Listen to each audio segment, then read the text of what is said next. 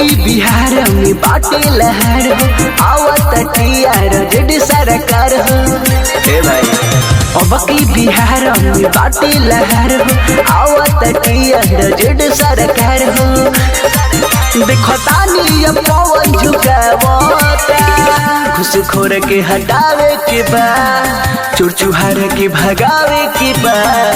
अब तैयार हो जा सारे भाई, और जेडी के जितावे के बा, घुसखोर के हटावे के बा, चोर चुहार के भगावे के बा।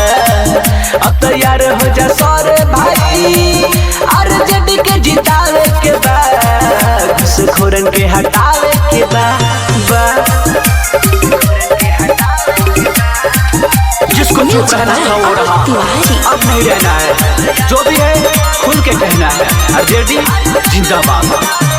हमनी के नहीं कभी मिली अधिकारी हो, चुप न रही सुना हई बिहारी हो। जिके चाहो वोट करे के दे हब, नहीं पैसा ना बिजली फ्री में ले हब। के करा पवन रुक जाना बता, घुसखोरन के हटावे के बा, चोर चुहार के भगावे के बा। और तैयार हो जा सारे भाई, और जेडी के जितावे के बा, घुसखोरन के हटावे के बा, चोर चुहार के भगावे के बा।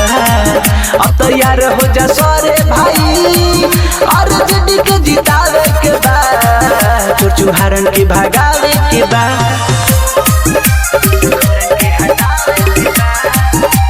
Music by Amit Tiwari.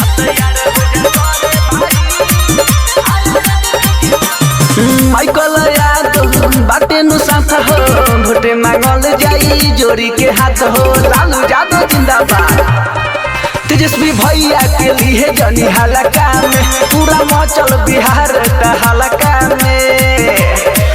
देखो तानी भाव कल कवन बनावता, घुसखोरन के हटावे के बा, चोर चुहार के भगावे के बा। अब तैयार हो जा सारे भाई, और जेडी के जितावे के बा, घुसखोरन के हटावे के बा, चोर चुहार के भगावे के बा। अब तैयार हो जा सारे भाई, और जेडी के जितावे के बा, घुसखोरन के हटावे के बा।